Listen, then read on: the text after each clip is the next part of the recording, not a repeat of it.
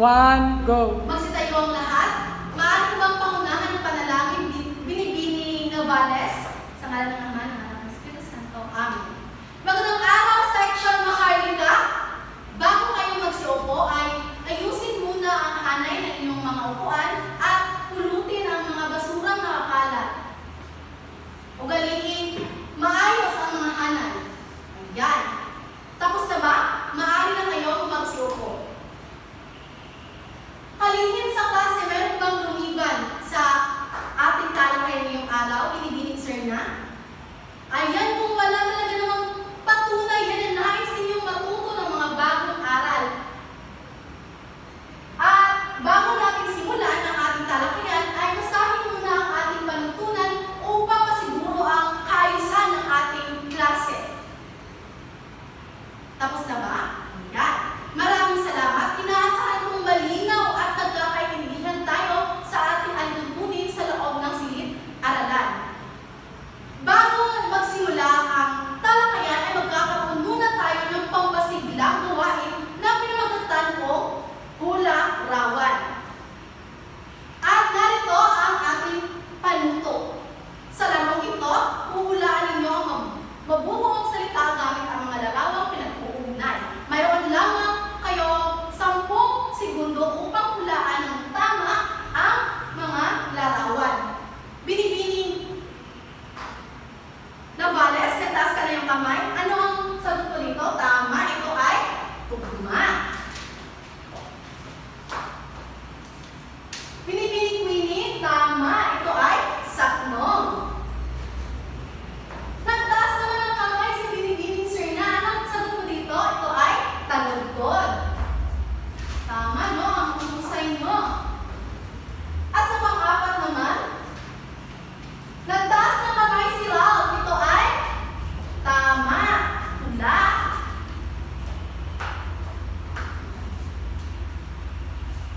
At sa pang-lima ay tama, paksa. Ayon kay Ginoong Grace. Ngayon, tapos na tayo sa ating ginawang gawain. Balikan natin, ano nga bang pinalakay natin nung nakaraan?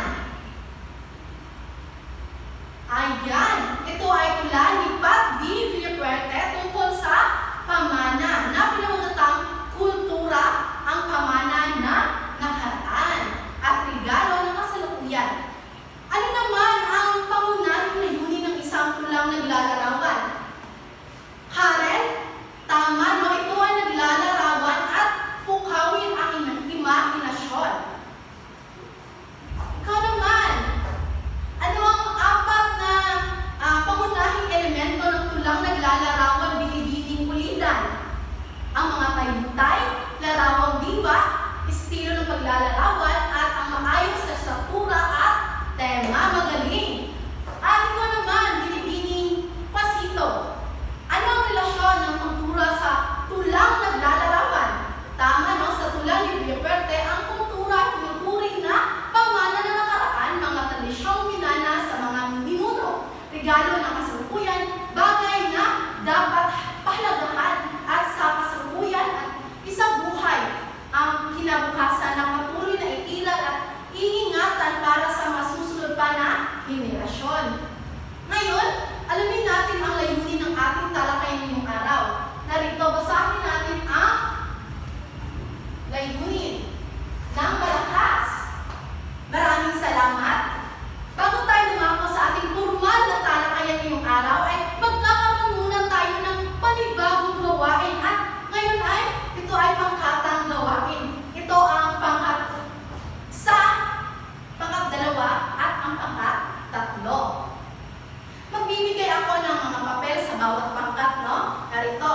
Ngunit basahin muna ang panuto. Ito ay pinamagatang pintig ng boses ang ating gawain ngayon. Pangkat, pangalawang pangkat, at ang pangatlong pangkat.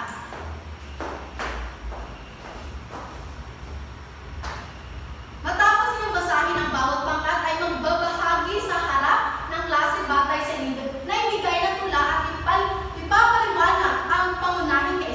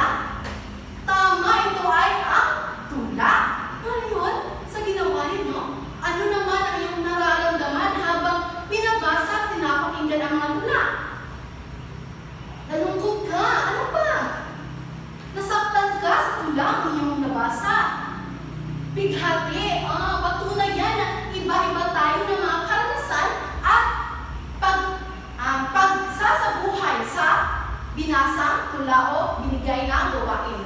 Ang inyong mga sagot ay tama dahil ang pag-aaral natin ngayon ay patungkol sa tula.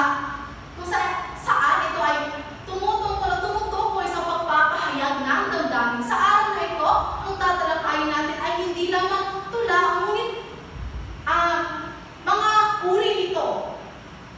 Handa na ba ang lahat sa bagong talakayan? Ayan. Narito ang ating talakayan. Tulang liriko. Ano nga ba ang tulang liriko? Ang tulang liriko, ito ay tula ng damdamin. Parang kanta na nasusulat sa anyong tula. Ang focus ng emosyon, iniisip at karanasan ng makata. Meron itong mga simpleng katangian upang matukoy na ito ay tulang liriko. Una, personal. Galing sa puso ng isang makata. Siya talaga ang nagsulat. Pangalawa, madamdamin. Nagpapahayag ng kalungkutan, pag-ibig, galak, pag-asa o pangungulila. At ang pangatlo, madulas basahin. Parang may ritmo o musika kahit hindi talaga kinakanta. At ang pang-apat na katangian, madalas maikli, diretsyo, magpapahayag ng damdamin.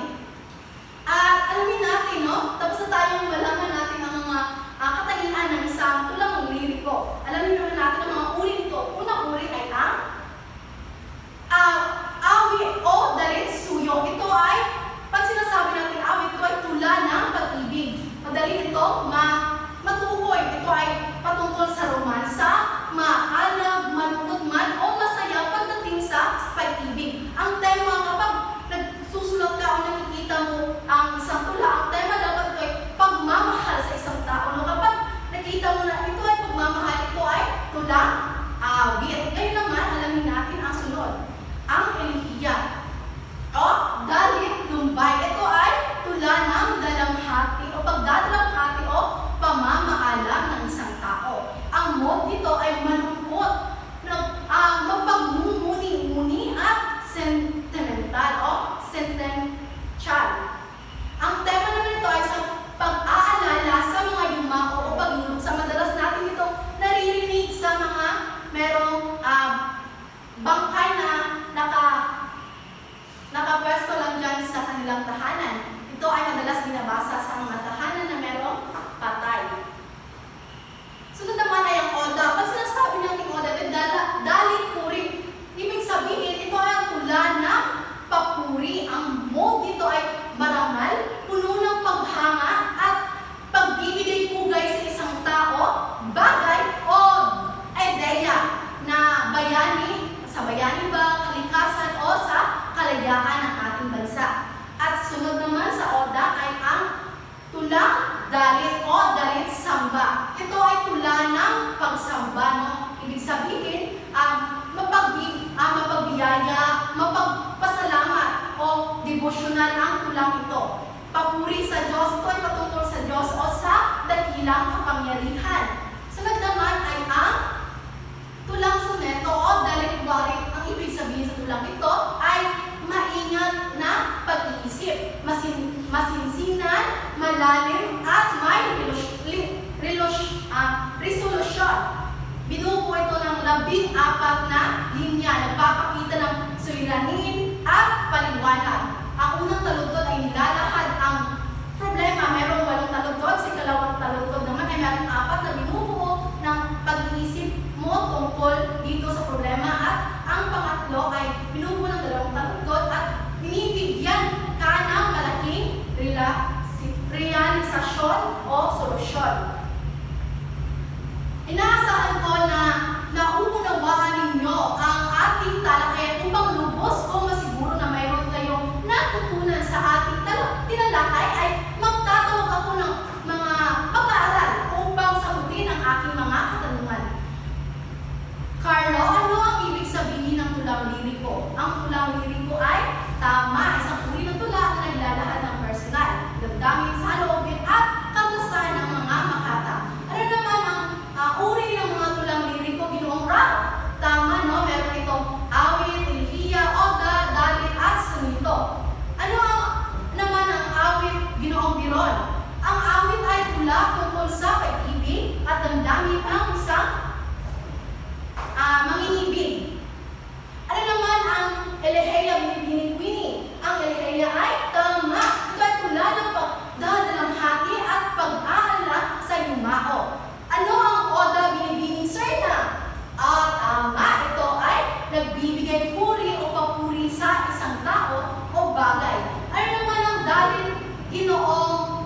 lyrics.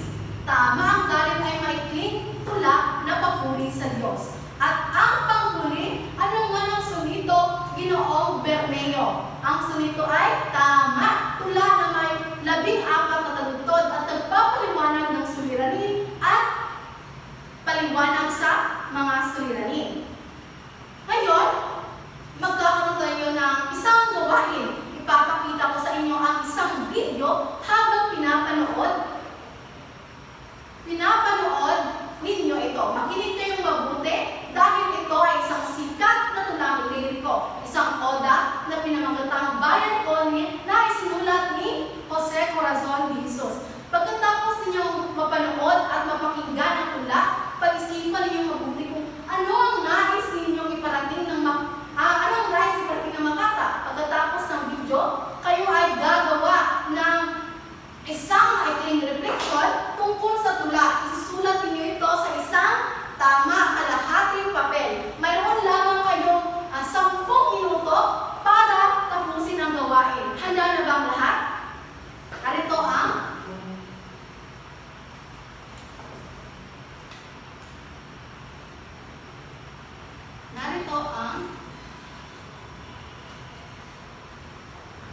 Bayan. ayan, tapos na.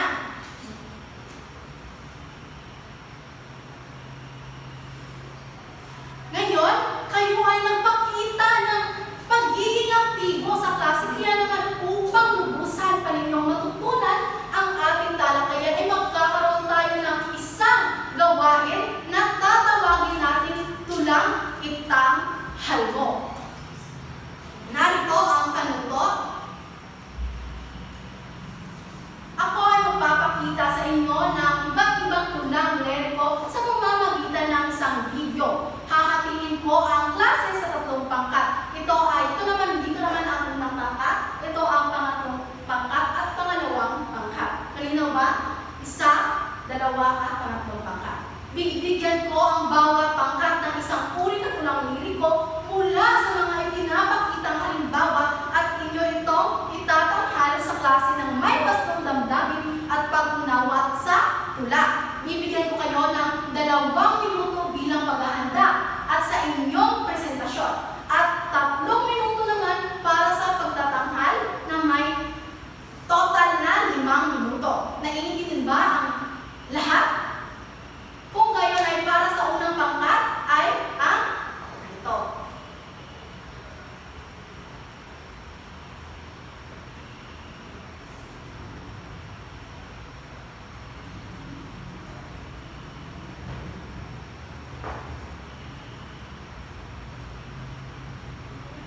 Tapos na. Sa pangalawang pangkat naman, ayan, tapos na. At sa pangatlong pangkat, Jose Corazon. tapos na.